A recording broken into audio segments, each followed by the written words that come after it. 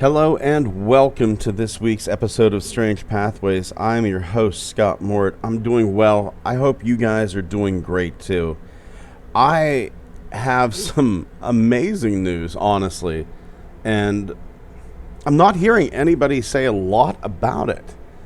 But I feel like UFO investigators won a major battle this week. It was pretty impressive. On June 24th, there was a hearing on UFOs at the Brazilian Senate, and it was an amazing success.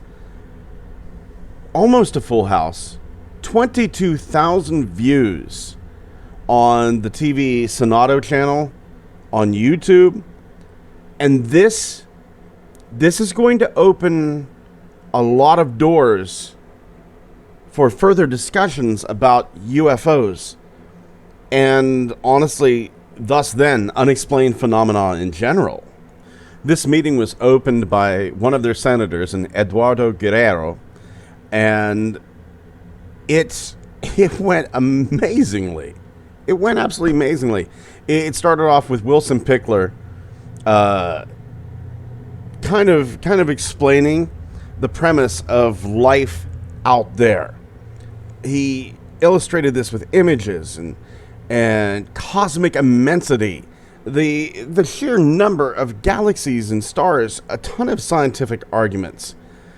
And then he presented a survey on the belief of alien life in Brazil. Then they went to A.J. Gerard. He spoke about Air Force documents on UFOs. This I didn't know, but I always suspected. A.J. Gerard, he said there are about 20,000 pages of UFO documents that have been released and are available to the public. Absolutely incredible. And he went on to talk about one of his projects, the UFO's Freedom of Information campaign.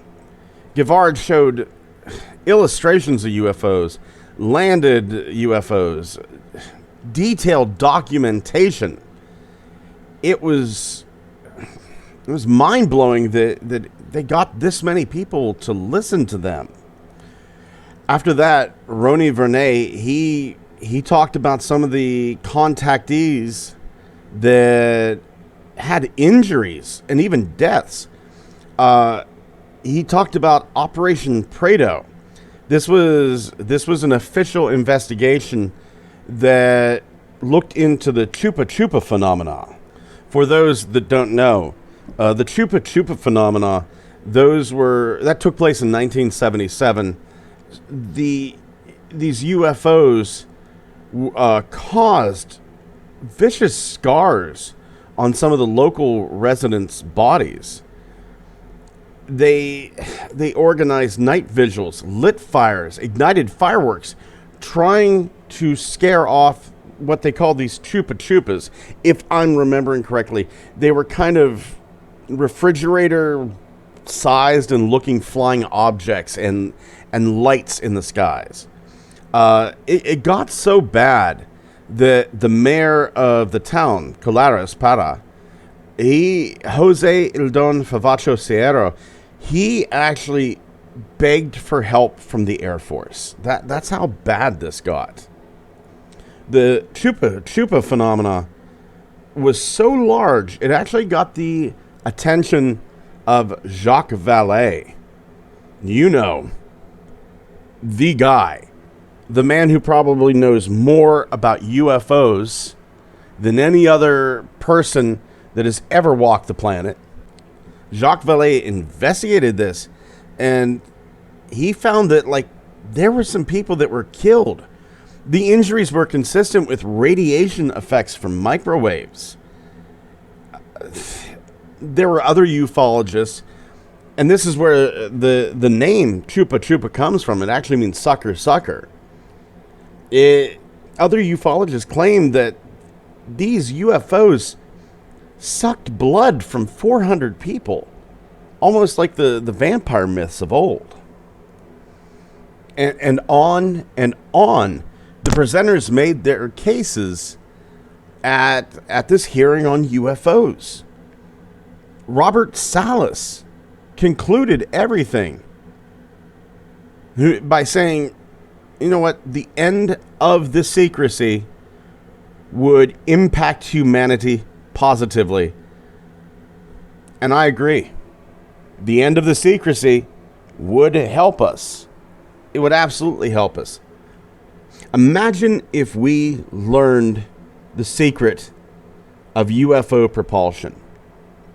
Imagine what that would do for humanity in general. There are so many people out there right now starving, sick, ill, without energy, without power. Knowing the secret of how these UFOs propel themselves, be it scientific, be it magical, be it whatever. And honestly, magic is just science that can't be explained, in my opinion. Knowing how these crafts work, knowing the technology these creatures possess, I like to think it would propel humanity in a good direction. I'm hopeful. Star Trek, not Star Wars. But I suppose either path is likely with us. Our first tale comes to us from the amazing phantomsandmonsters.com. Lon Strickler received an account from a couple. This is going to take us back to September 2001. Now, this couple, they were, I mean, a lot of us have been there, myself included. They were homeless.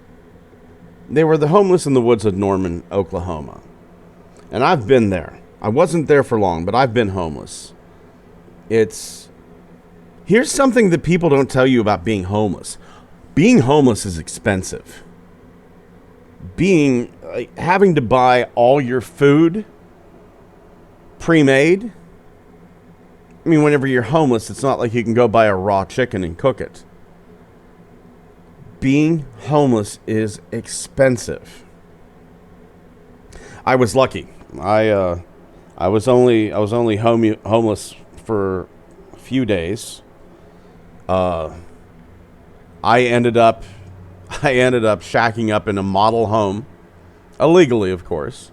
I ended up shacking up in a model home in northern Maryland, and I'd only stay there at nights. I would park my car. It was right next to a McDonald's that was right next to a gym. So I took a little bit of the money I had, and I got a membership to the gym so that I would have a place to shower.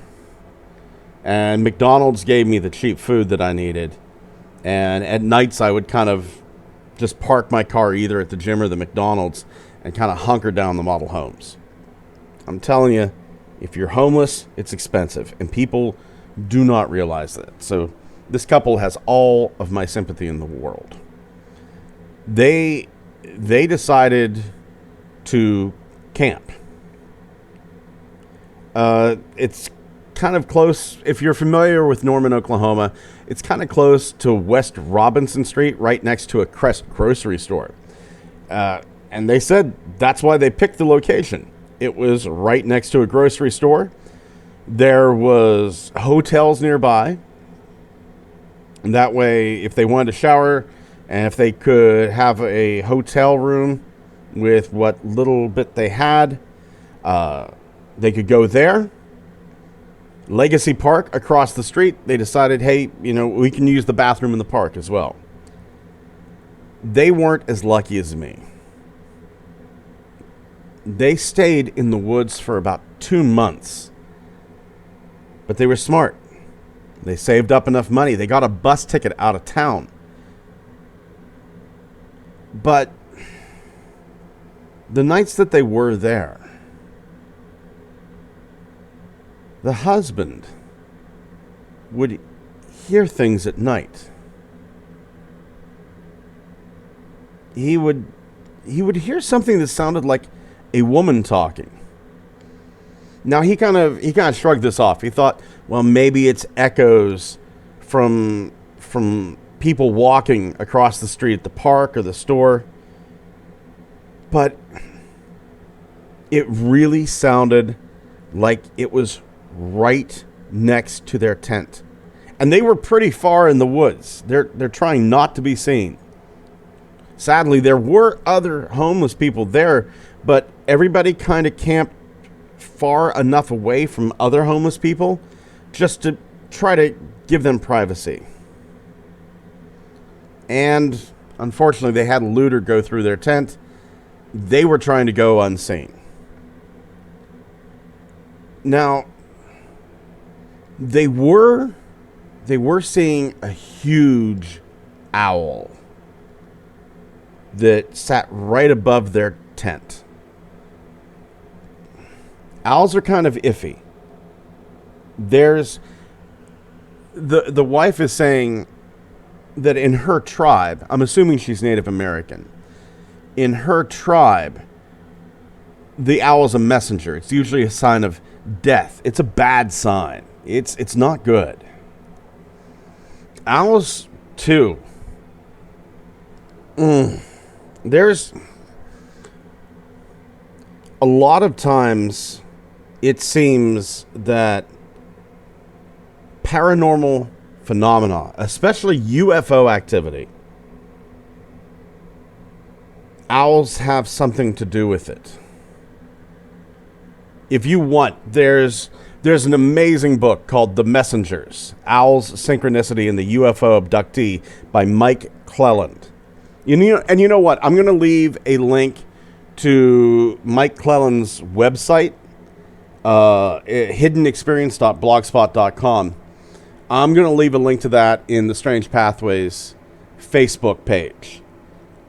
There's some creepy stories. There's some creepy stories about owls out there. Also, one of the hosts of Expanded Perspectives, one of my favorite paranormal podcasts, his mother had a strange experience with an owl. Go look that up.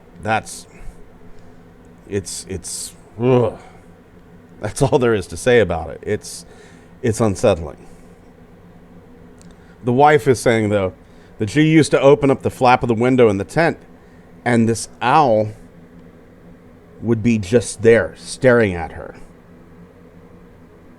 Then it would fly away, and the sound of its wings were very loud. To me, that's unusual, too. Owl wings are designed to be very, very silent. This owl, for about a week, comes every night and sits on the tree.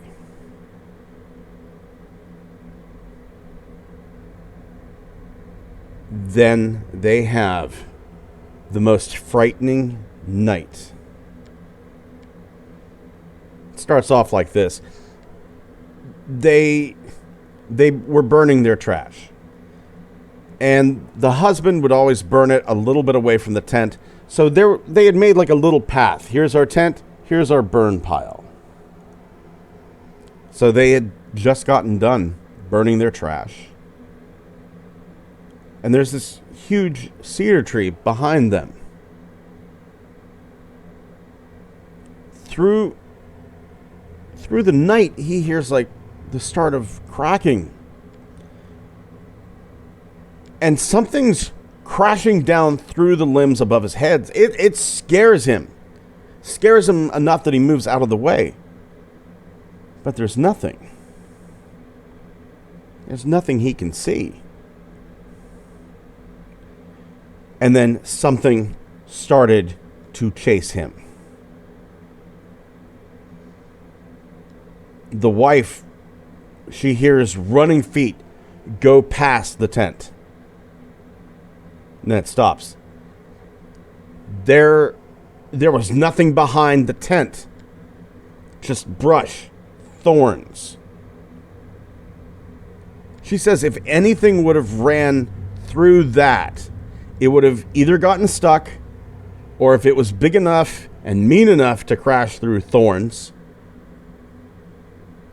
it would have made a lot more noise. She's kind of thinking maybe this was her husband, and she yells out to him and says, "What are you doing?" There's no response. But immediately after, she sees her husband running towards the tent down the path from the trash pile. Something came before him. What was it that just ran out the side of the tent and stopped? There's a difference. There's a difference between something on 4 feet running and something on 2 feet running. There's the difference. Think of the sound something on 2 feet makes, a human being. Think of the way it sounds running versus a horse. Or think about your cat. That little happy prance that a cat does. It's that gallop, right? Cats can be silent, or cats can be the loudest things in the world whenever they run. And that happy little gallop your cat does whenever it's playing, you can tell that's 4 feet. She's saying whatever this was sounded like a bipedal creature. She's trying to run it through her head, explain it to herself. Maybe it was a raccoon.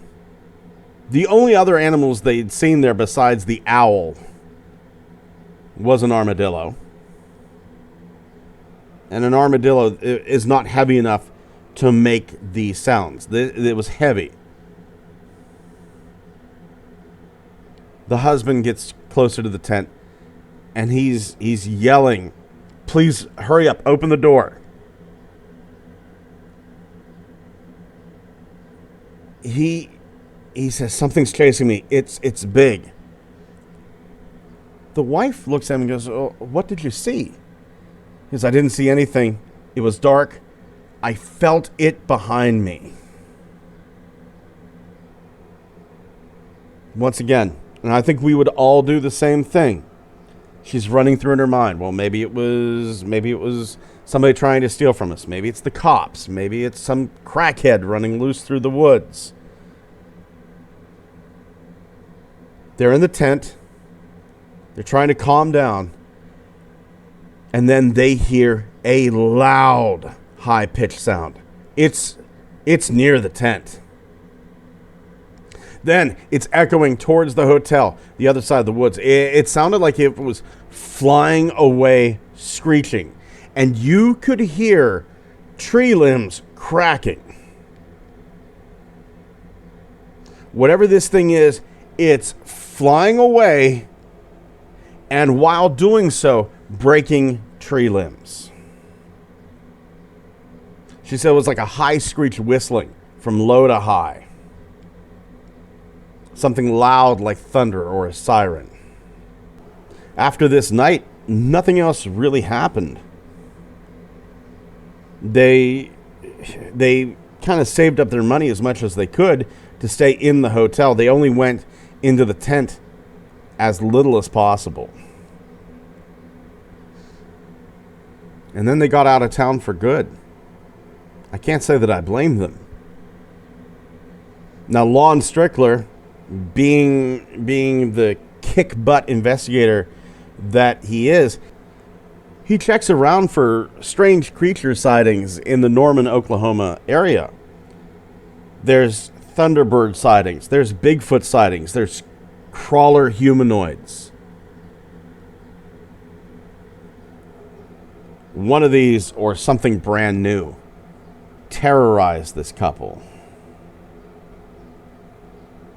And remember, they were deep in the woods, but not so deep that they couldn't walk to a grocery store or a motel. You don't have to be 20 miles in the woods for this stuff to happen. It's right there. It's right on the edge of your town. That's where this stuff lives. And it's watching you from the tree line with those curious eyes. There's plenty of sightings of strange things right in cities. The one that pops almost immediately to mind, near Uniontown, Pennsylvania. A Bigfoot crossing a busy street with hardly any forest nearby. These things share this world with us, but are so attuned at staying hidden that most of us go our entire lives without seeing a single one. Humans like to think they're the top of the food chain. And maybe we are. Or maybe, just maybe, there's stuff out there that's smart enough to not let us know that it's there.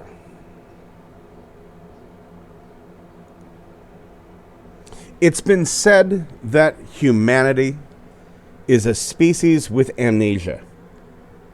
We don't really know our history. We don't know where we actually came from. We take a look at myths and legends and say they're just stories.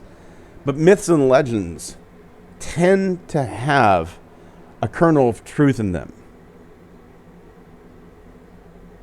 We forget so much as humanity.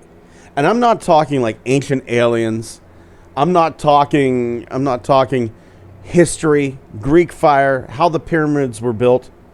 Not just that, but I'm talking fairly recent stuff. Just as a quick example, as early as the 19th century, every table had 3 shakers: salt, pepper, and we don't know. That's only about 150 years back. We don't know what the third spice was. I always thought it was kind of curious that we're so attuned in salt and pepper, those two.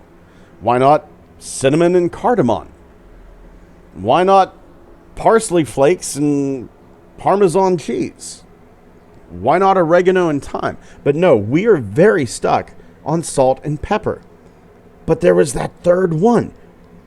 Humans, we don't know. Scientists do not know what that third spice is. It's like a little mini mystery. The prevailing theory is that third spice was actually mustard. But what I really want to talk about here is Whitechapel Mount. In London, there used to be a mountain. Well, a mound. But this mound was taller than the nearby London hospital. And it dominated the surrounding landscape. This thing is completely gone now. And no one knows what it was. Oh, there are a lot of arguments. Some historians believe the mound was artificial. A certain subset of those historians believe that it was a defensive structure to guard London's eastern approach. This is staggering, 400 yards long. It's actually visible in a couple of paintings until around the early 1800s. Now, the mount, it was leveled in 1807 to make way for new buildings. Pretty standard stuff, really. There are those that believe that the mount was created by just all the rubble from the Great Fire of 1666. It's not really a good theory. Now, in 1666, London was, those buildings, that was wooden plaster. there wouldn't have been enough after the fire to create something that size.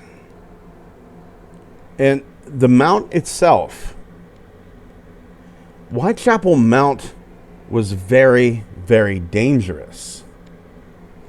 It wasn't so much falling or hurting yourself, but it became a den of thieves and ne'er-do-wells. They would use the mount as a hiding place. They would stash stolen goods there. People though, that was only at night. In the daytime though, people crossed the mount all the time. Travelers, visitors, you could get a great view of the city.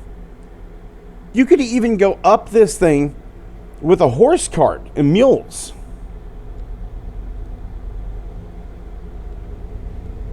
It's gone though.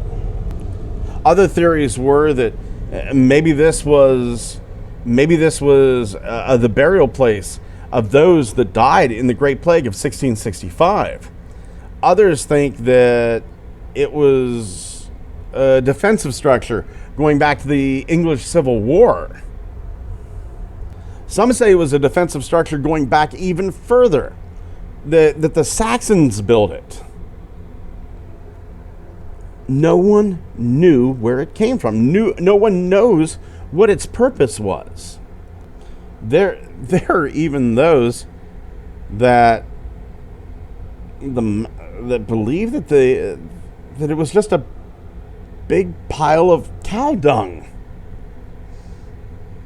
Cattle were driven to the market. They were corralled in this area before sale.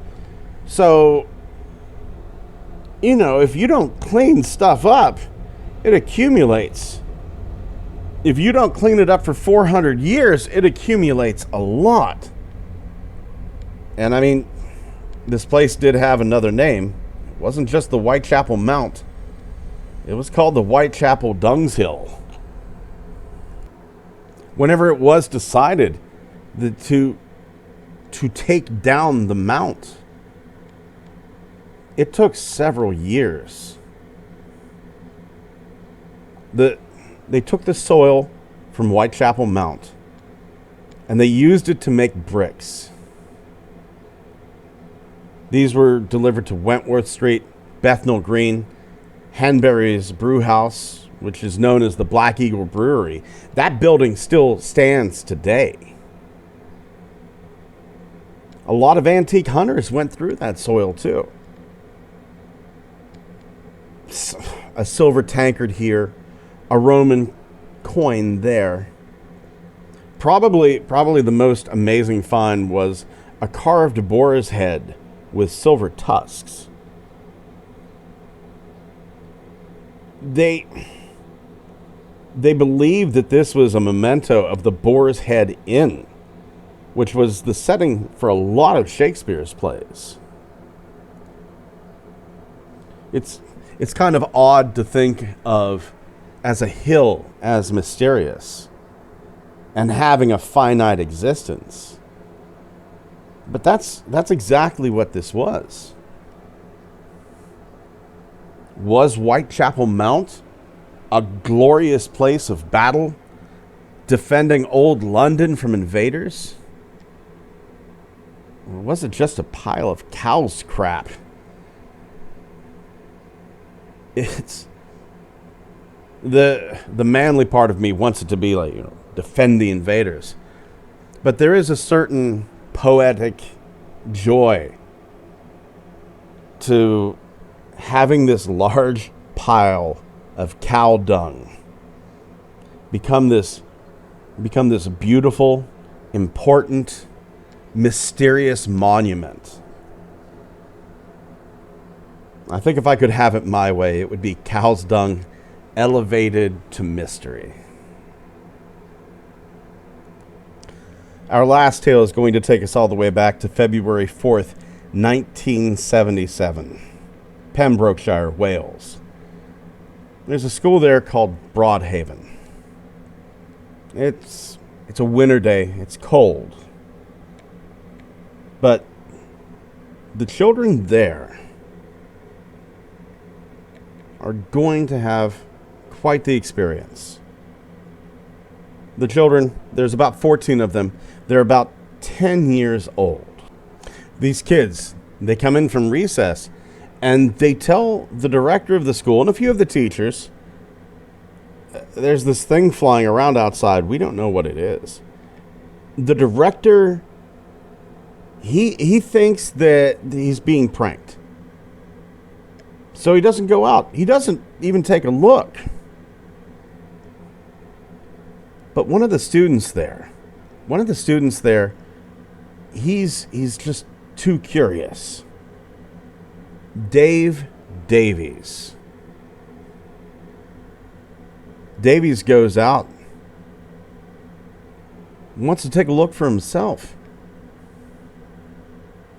And he sees it. It's at the upper perimeter of the school. It's behind some trees.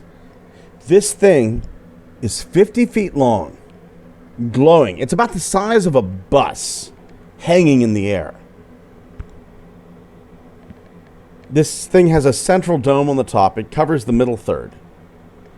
A pulsing red light on the roof. Now, other children, they said that they saw these tall, skinny alien creatures. Davey says that he felt this strong urge to run away. Now, whether that was being put on him or that was just the human condition, I don't know. Dave and all the other children, they return home to their parents, tell them what they saw. And the following Monday, the media gets hold of the story. Kids go to school. Now the principal approaches them, isolates the students, and has each one of the students draw pictures of what they saw and write an account. The principal's getting ready to hand out some punishments. These kids are pulling a prank. He doesn't like it. But even his skepticism is tamed whenever he's looking at the images, the drawings, and all the kids are drawing the same thing. He's reading the stories. All the kids are telling the same story.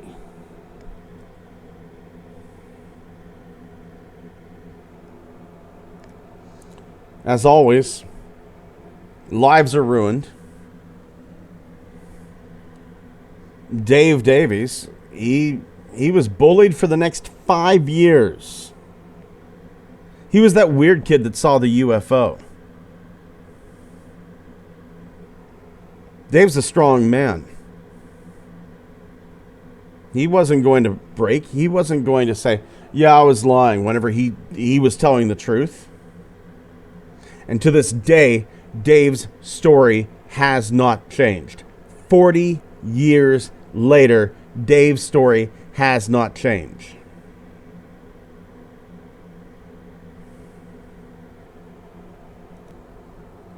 Some of the skeptics don't like it, though.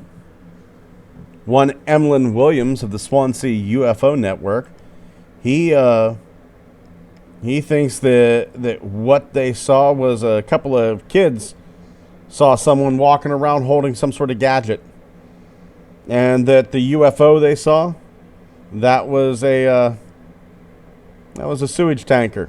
They were really close to a sewage farm. You know, if they were really close to a sewage farm, I bet the kids would know what a sewage tanker looks like. Some are saying what the kids saw was a helicopter landing. You know, I remember whenever I was about 11 or 12, a helicopter landed on the baseball field of my local school. Not one of us said that aliens came out of it and that it was a UFO. I think these kids were smart enough to tell the difference between a UFO and a helicopter. Especially whenever they're drawing the thing. The thing that they're drawing does not look like a helicopter one little bit. Not at all. To make things just a little bit weirder, around that same time, there was a lot of weirdness going on near Broadhaven. A lot of weirdness. The area actually got the nickname the Broadhaven Triangle because of the weirdness. 2 months after the incident at the school, there was the Haven Fort Hotel. Now, the owner, Rosa Granville, she was in bed, and she's woken up about 2:30 a.m. She goes out, and she sees an upside-down saucer next to the hotel and two faceless humanoid creatures with pointed heads. Rosa Granville said that it was so hot that her face felt burned. That lights and flames of all colors came out of it, then the creatures came out of those flames. God, that sounds biblical, quite honestly. That sounds biblical. A few miles away, there's the Ripperston Farm. Billy Combs and his wife Pauline had a series of incidents happen to them. Mrs. Combs one day was driving her children to school, and her car was followed by, she said it looked like a rugby ball on fire. One night, the Combs family, they dialed emergency services because there was a 7-foot-tall figure wearing a spacesuit looking at them through their living room window.